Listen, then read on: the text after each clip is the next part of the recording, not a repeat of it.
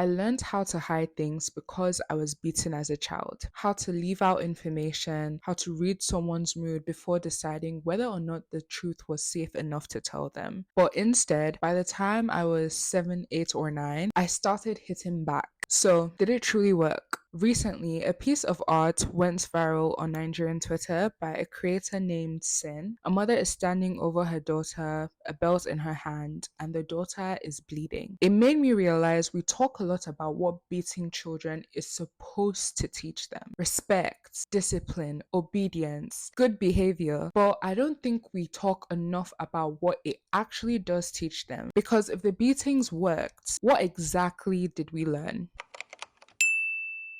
Even without context, this image is uncomfortable to look at. Not because it's bad or anything is wrong with it, but it evokes a very triggering response. Nigerians started to share their own experiences about being beaten with belts, canes, wires, random objects. They spoke about bleedings, passing out, praying during the beatings, and then, of course, there was another side of the conversation with people defending it. And I just kept scrolling and recognizing both sides of this conversation just as well as I recognize the image. I know what it looks like to look at the person hurting you and know that that person is your parent. And maybe that's why the artwork did something that a statistic probably couldn't deliver. It gave people a picture. And that's how I felt when I looked at those replies and quotes from this painting. Oh, so I'm not crazy. Other people went through this too. My experience with physical punishment has always felt strange to me because I remember a before. I was born in the UK and I lived here till I was about 5 years old. And from what I remember, I was never beaten. Not by my parents, not by adults, teachers in school, none of that. Then I moved to Nigeria and suddenly adults hitting children was the norm. Obviously, home and school are two different environments. And I do want to talk about Nigerian schools separately because that is a video of its own. I went from one understanding of what adults do when children misbehave to an environment where being smacked, hit, or beaten was simply described as discipline. At the time, I didn't really understand what it was, but I knew I was always defending myself. If I thought I was right, I would explain. If I thought something was unfair, I would explain. But time and time again, the more I would explain myself, the more I will be told,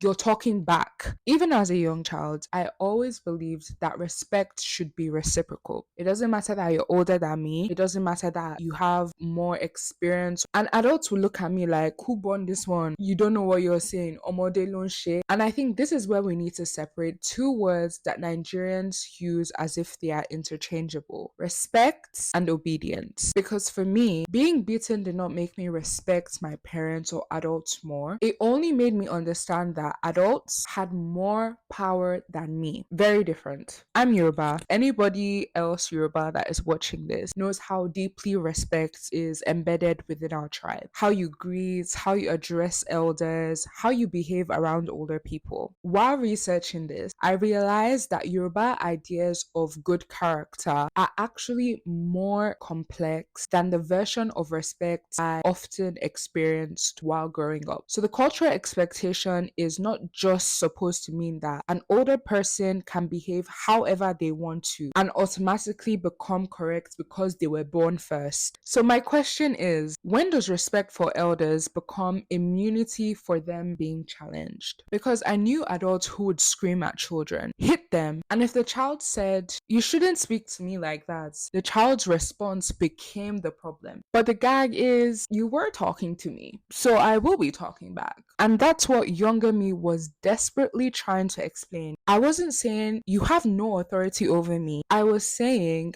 having authority over me should not mean you can do anything to me. They'll call it correction. So it was correction. And what are you going to do? Appeal to another adult, the same adult that will then ask you, what did you do? And that question is interesting to me now because why is the first instinct to find out the behavior that makes hurting a child make sense? I think when I was about 7 or 8 years old, I was beaten really bad with a belt that I passed out. And after that, I don't remember my parents ever hitting me with objects objects ever again. So for years, I never really called what I experienced abuse. But now I do call it abuse. And I can say that now without feeling like I'm betraying my parents, because that was what happened. And that is the correct language to use for that experience. But younger me, I don't think she ever could. She would be screaming, watching me say this now, like, girl, don't say that. And the reason why is because why would your parents abuse you? Your parents love you. Abusers are bad people. Your parents aren't bad people. Therefore, you weren't being abused. Easy.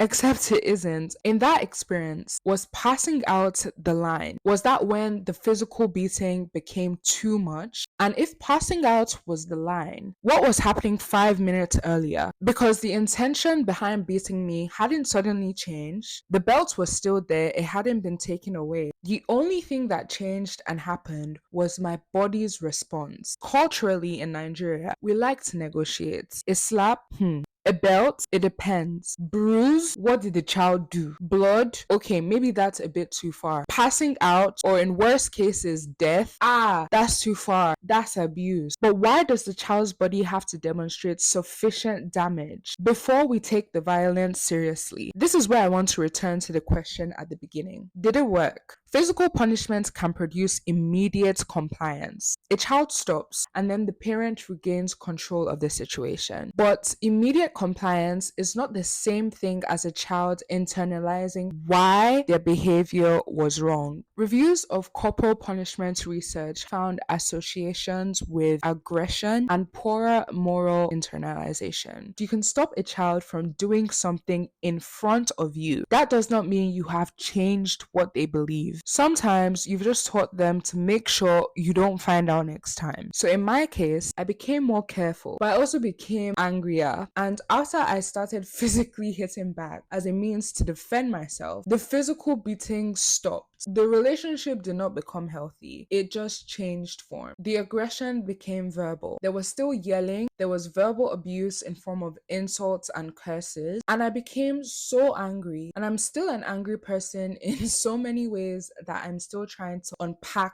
and unlearn. I cannot sit here and tell you every trait I have was caused by being beaten. But I can talk about my own life experiences and say a lot of my anger is connected to how I experienced violence and aggression growing up. My experience is personal, but the scale of violent discipline in Nigeria is not at all. According to Nigeria's 2021 Multiple Indicator Cluster Survey, 90% of children had experienced violent discipline in the previous month. 90%. And 64% of mothers or caregivers surveyed believed physical punishment was necessary to properly raise a child. They think they're training you, preparing you, correcting you, maybe even protecting you. I would punish you now so that the world does not punish you later. So now we have to talk about religion. Spare the rod, spoil the child has almost become a cultural excuse for physical punishment. It gives this normalized practice a moral backing. Now, that exact phrase is not a direct Bible verse in that wording, but ideas about the rod, correction, obedience, and honoring parents can be folded into an existing culture of physical discipline. I'm not saying Christianity or Islam are the main causes of child abuse. My point here is that religious language can be used to reinforce whatever a culture already considers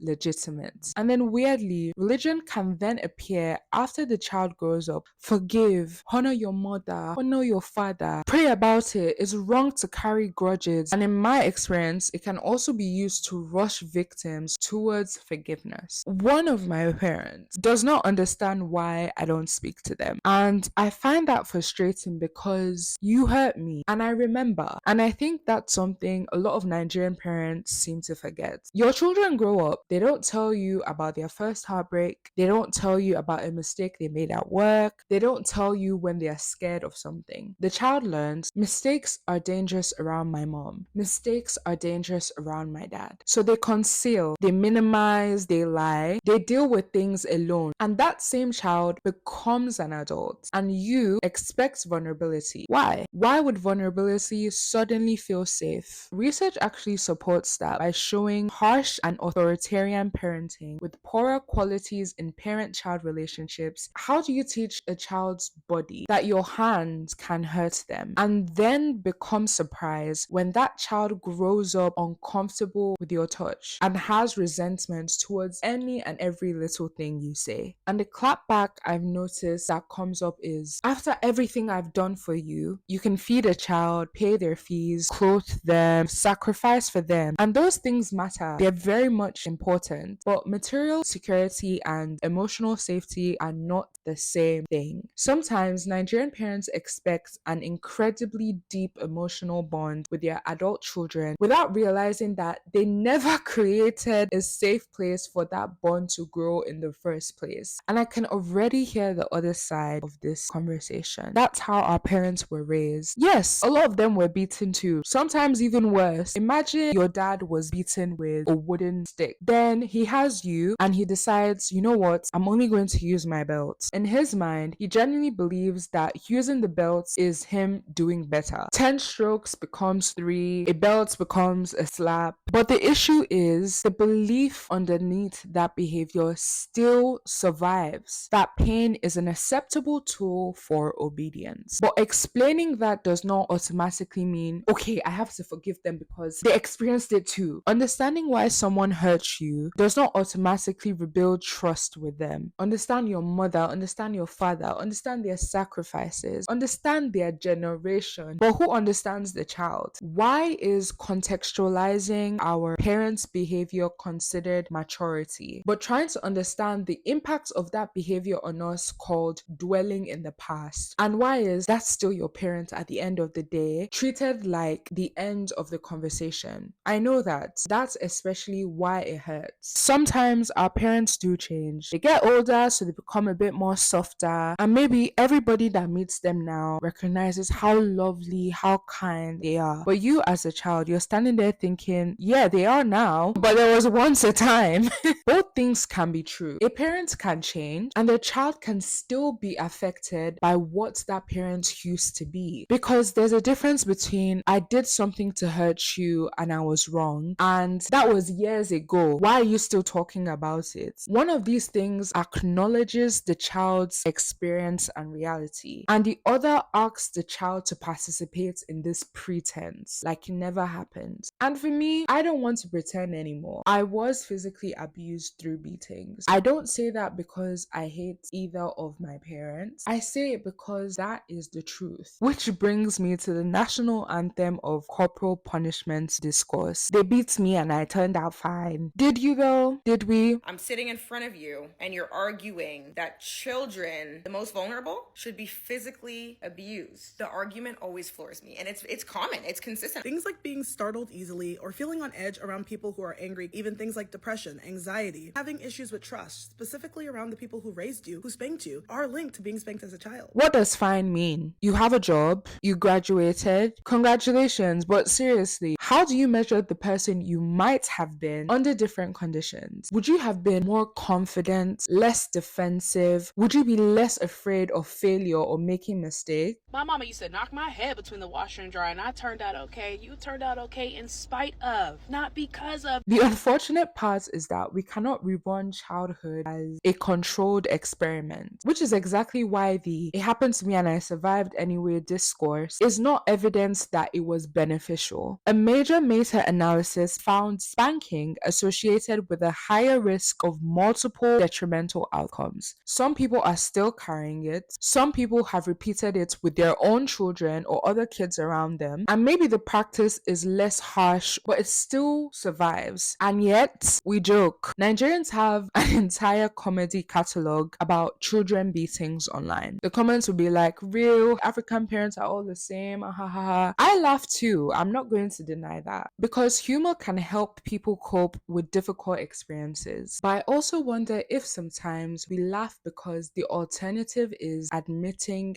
it hurt. Maybe if we all laugh, it becomes easier to carry. But it wasn't funny when you were 6. It wasn't a meme when you were the child being chased up and down the compound with a cane. And that's why this viral artwork really matters to me. A meme makes the experience funny enough to share and understand. But this artwork made it uncomfortable enough to confront. And suddenly, Nigerian children who have all grown up finally started talking. Not laughing this time, talking. I saw one person respond to this artwork and say it works like mad. And then underneath it, they listed a bunch of things Nigerians had learned. What interested me more was the silent question underneath this. What relationship with power are we teaching Nigerian children? If a child repeatedly learns that order means correct, authority should not be challenged, explaining yourself is talking back, questioning is disrespect, and being beaten or flogged is an acceptable response to disobedience. My point is that fear is a very unpredictable teacher. You might produce obedience, but you could also produce resentment. You might produce a child who waits until they're big enough and starts hitting back. But if your goal was respect, I still don't understand where the respect was supposed to come from through pain and fear. Whenever you criticize beating children, there's always going to be that one voice that asks, so should children just do whatever they want? No, obviously not. Children need boundaries, they need consequences, and they need structure. And no, I'm not a parent. Let me say this before someone writes a long paragraph in my comments. Give a consequence that is connected to the behavior. And I can't even believe I'm saying this. Talk to your child. I know, revolutionary. Oh my God. Explain to them why something is wrong. Listen to what happened. Allow them to explain without treating their explanation as insubordination. Because the truth is, Nigeria has actually seen evidence that these parenting practices can change. That's how we were raised does not mean that's how children must always be raised. We can learn another way. The question is, are Nigerians ready to actually do that? I am talking about a culture that has spent generations telling children that pain is correction and that surviving it proves that it works. But children don't always learn the lessons adults think they're teaching. And if our parents were repeating what they were taught or how they were raised, then eventually somebody has to ask, what are we teaching the next child? Because one day that child will grow up too, and they will remember, and they might continue the cycle. I would love to hear your thoughts and experiences if you care to share in the comments below. And as always, I will see you in my next one. Bye.